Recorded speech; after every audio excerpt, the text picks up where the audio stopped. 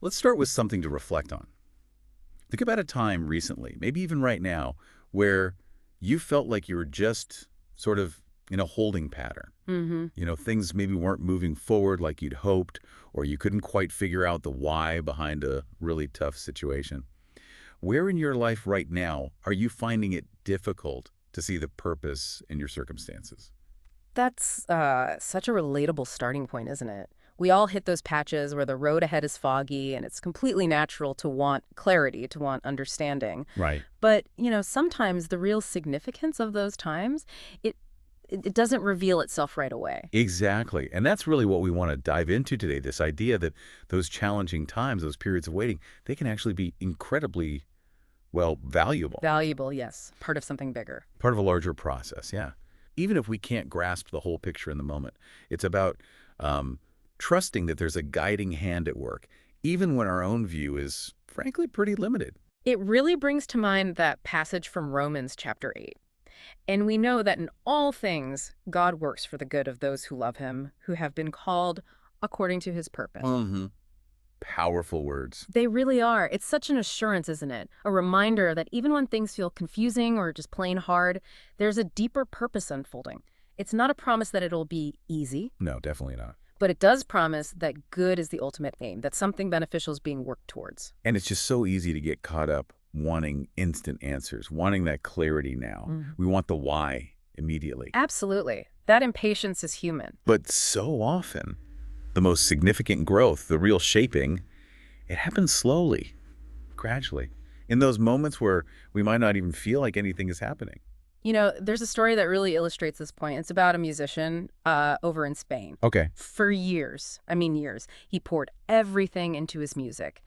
But he just kept hitting roadblocks, constant struggles. Sounds discouraging. Oh, extremely. He got to the point where he was seriously thinking about just packing it all in, giving up on that musical dream altogether. It wasn't some overnight success story. Far from it. Okay, so a long period of difficulty. A very long period. And then something shifted during what he later called his quietest season.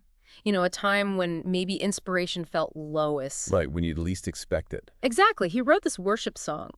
Just wrote it, not for a record deal, not for an audience, no expectation of success attached. Mm-hmm. And yet, years down the line, in 2025 actually, that very song, the one from the quiet season, became the thing that opened major doors for him musically. Wow, that's incredible. But what's really striking is how he talked about that time of struggle afterwards. He said, God wasn't silent. He was building something in me first. Building something in him, that's profound. Isn't it? Think about that. Those years that felt like maybe a waste or just frustrating dead ends, they were actually times of unseen preparation. Preparation. Okay. Yeah, his character, maybe his reliance on faith, his skills, his whole perspective, it was all being refined, getting him ready for what was coming next.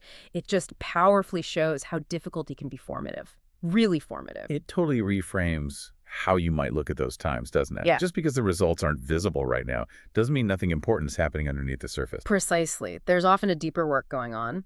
And there's another story, completely different context, but it speaks to the same truth so beautifully. Okay, one sec. This one involves a woman in rural India, and at the age of 60, Right. she learned to read. 60, wow. That takes courage. Incredible courage. Imagine 6 decades unable to read and then deciding, I'm going to learn. But her story didn't stop there. That wasn't the end point. No. No. She then started teaching other women in her community, women who were also illiterate, how to read the Bible. Oh, that's amazing. Passing it on. Exactly. And her story it went viral in 2025. People were so moved by it. And the message that seemed to connect with everyone was this: it's never too late for God to keep writing your story. Never too late.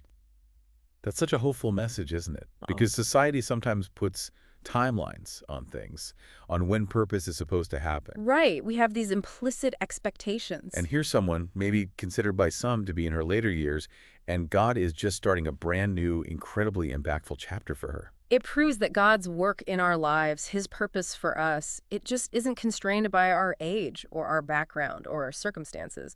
Whether you feel like you're just starting out or you've lived a long life already, there can still be these unexpected, really meaningful developments ahead. It challenges our own, sometimes narrow ideas about life stages and what's possible. So these two stories, the musician, the woman in India, they're so different on the surface. Very different. But they both seem to point towards this central idea Mhm. that we're constantly being shaped. We're not just left behind if things don't go according to our plan or timeline. Yes. That the difficulties, the progress we make, even the setbacks, it's all part of the building process. The building process, I like that.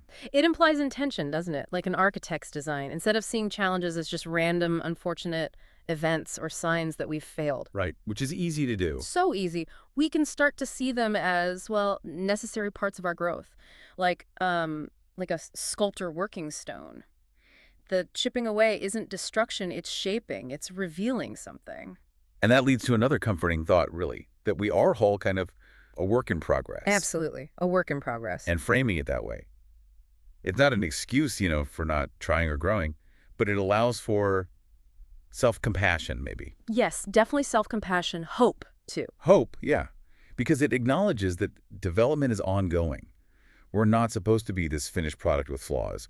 We're becoming. We're in the Right. process. And if we believe there's a divine hand guiding that process, then there's this incredible assurance that comes with it. Which is? That God never leaves his work unfinished. That the purpose he started, he intends to complete. Even when we feel unfinished or messy or uncertain, that promise holds. It offers real security, a deep down hope. So let's circle back then, bringing it back to that initial reflection we started with. Okay. Thinking again about those quiet seasons in your own life, or maybe the struggles you're navigating right now. What might be taking shape within you during this time, even if it's totally hidden from view right now? That's a good question to sit with. Yeah. Are there maybe qualities like, I don't know, resilience or patience? Goodness knows we often need more of that. Or maybe a deeper trust, Yeah. a different kind of reliance on faith that only comes through difficulty. Exactly. It's not about pretending hardship isn't hard or slapping a fake smile on real pain. No, not at all. It's about cultivating trust. Trust. Trust that even when the path is completely unclear, when you cannot see the next step, there is a purpose at work. There's a bigger story unfolding, even if we only see a tiny part of it right now. Well said. That's the heart of it, really. Trusting the author even when the chapter is confusing. Absolutely. And that leads us right back to where we began. As you go about your day, maybe just hold this question gently. Where in your life do you need to trust that God is still working, even if you don't see the results yet?